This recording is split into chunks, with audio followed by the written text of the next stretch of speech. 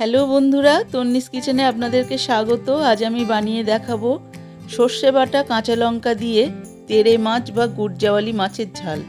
এটা একটা নোনা মাছ, কিন্তু খেতে খুব সুস্বাদু। গরম ভাতের সাথে এই ঝাল হলে আর কিছুই লাগে না। আমি এখানে 4টে তেড়ে মাছ নিয়েছি। মাছগুলো আমি ভালো করে কেটে ধুয়ে পরিষ্কার করে নিয়েছি। তারপরে দিয়ে দিচ্ছি সামান্য পরিমাণ হলুদ ও নুন। এখানে কিন্তু নুনের পরিমাণটা খুবই কম দেবেন, কারণ এটা নোনা মাছ। বেশি নুন দিলে নুন হয়ে যাবে, মাছটা খেতে পারবেন না। আমি এখানে হাতের সাহায্যে খুব ভালো করে নুন হলুদটা মাখিয়ে নেব। 2 পিঠে আমি ভালো করে নুন হলুদটা মাখিয়ে নিলাম। এবার একটা কড়াই বসিয়ে দিলাম গ্যাস ওভেনে। কড়াইটা গরম হলে দিয়ে দিচ্ছি 2 টেবিল চামচ পরিমাণ সর্ষের তেল। তেলটা ভালো করে গরম করে নিয়ে আমি এখানে তেড়ে মাছগুলো কড়াইতে দিয়ে দিচ্ছি। এখানে আমি 4টে মাছই একবারে ভেজে নেব। মাছটা একটা পিঠ হয়ে গেছে, এখানে বেশি নাড়াচাড়া করা যাবে না। এটা খুব নরম প্রকৃতির মাছ, তাই সাবধানে উল্টাতে হবে। দেখুন, মাছগুলো একটা পিঠ ভাজা হয়ে গেছে এবং একটা পিঠ উল্টে দিয়ে আরেকটা পিঠও ভেজে নিয়েছি। এরকম গোল্ডেন ব্রাউন করে ভেজে নিয়ে আমি কিন্তু মাছগুলো তুলে নিচ্ছি। কড়াইতে দিয়ে দিচ্ছি 1 টেবিল চামচ পরিমাণ সর্ষের তেল আর একটু গোটা কালো জিরে ফোড়ন। কালো জিরেটা গরম হয়ে গেলে দিয়ে দিচ্ছি 3 টেবিল চামচ পরিমাণ সর্ষে বাটা।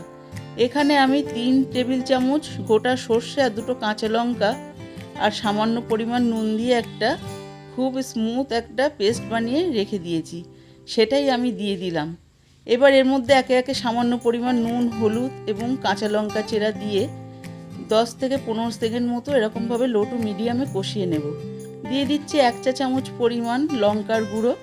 লঙ্কার গুঁড়োটা দিয়ে সামান্য একটু 5 থেকে 6 সেকেন্ড মতো কষিয়ে নিয়ে ঢেলে দেব জল। এখানে কিন্তু বেশি জল দেওয়া যাবে না, কারণ এই মাছটা কিন্তু এমনিতেই নরম, সেই জন্য খুব অল্প ফোটালেই কিন্তু মাছটা হয়ে যাবে। এখানে গ্রেভিটা ফুটে উঠেছে। এই পর্যায়ে আমি মাছগুলো সব আলতো হাতে দিয়ে দিচ্ছি। একের পর এক এরকম দেখুন সাজিয়ে সাজিয়ে দিচ্ছি। এইবার মাছটা 2 মিনিট মতো লো টু মিডিয়ামে হতে দেব। ফিরে আসলাম 2 মিনিট পর।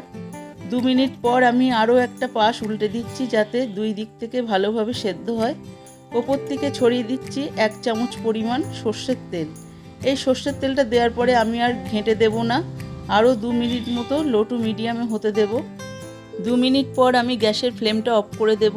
এইবার আমি আপনাদেরকে একটা প্লেটে সার্ভ করে দেখাচ্ছি। দেখুন কতটা সুন্দর দেখতে হয়েছে।